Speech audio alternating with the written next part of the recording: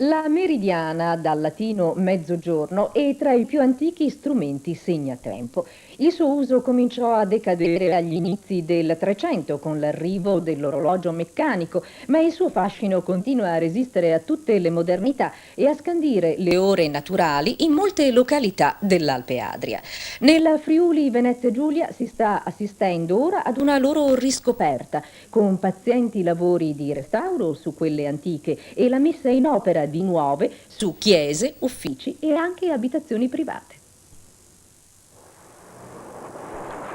Siamo nel periodo del tempo reale, una infelice definizione che non si capisce bene cosa debba definire, evidentemente un tempo che sta stretto. Ecco allora ritornare a un ritmo più in armonia con la natura e alla ricerca del tempo dei nostri avi, che era definito dal sole e dai movimenti che esso aveva in cielo.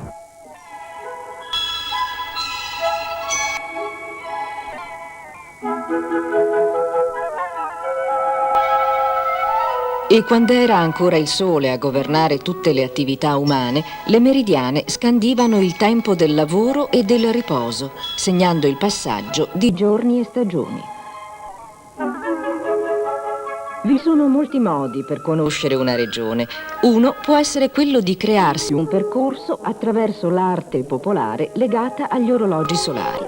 Nel Friuli Venezia Giulia ne sono stati appena censiti fra vecchi e nuovi ben 470.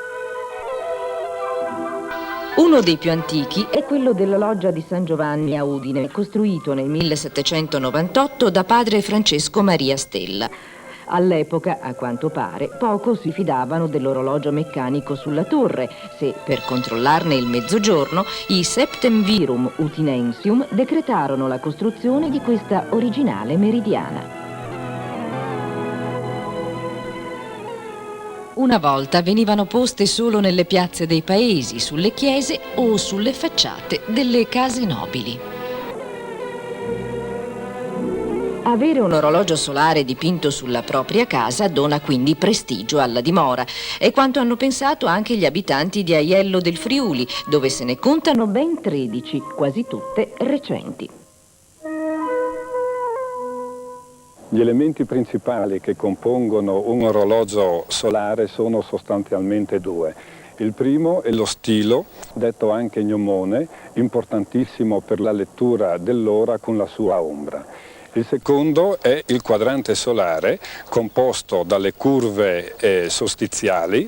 La linea invece equinoziale, centrale, determina la lettura nel giorno dell'equinozio, o 21 marzo o 23 settembre. Il motto trascritto sul quadrante solare viene abitualmente scelto dai proprietari della casa per lanciare un loro messaggio, così un nostalgico degli Asburgo. Qui fino al 1800 erano in uso le ore italiche, ore mobili che variavano durante il corso dell'anno. Infatti un'ora italica corrispondeva alla 24esima parte del tempo compreso fra due tramonti. È perciò evidente l'importanza di un orologio solare ad ore italiche in ambiente rurale. Ma anche in contesto cittadino le meridiane hanno avuto la loro importanza. Il salone d'ingresso dell'ex Palazzo della Borsa a Trieste è attraversato diagonalmente da un raro esempio di meridiana a camera oscura orizzontale. Ricca di intarsi di marmi e di eleganti simboli zodiacali in ottone, fu commissionata nel 1820 allo gnomonista Sebastianutti. Un foro praticato nel muro perimetrale permette il passaggio di un fascio di luce. La macchia proiettata sul piano segnerà il mezzogiorno locale. In quel momento esatto terminavano le contrattazioni di borsa.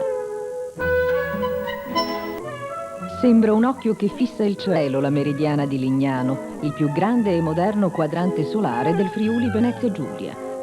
Pur nelle sue linee essenziali, porta in sé il fascino di una storia millenaria, per parlare silenziosamente agli uomini di oggi dell'antico scorrere del tempo.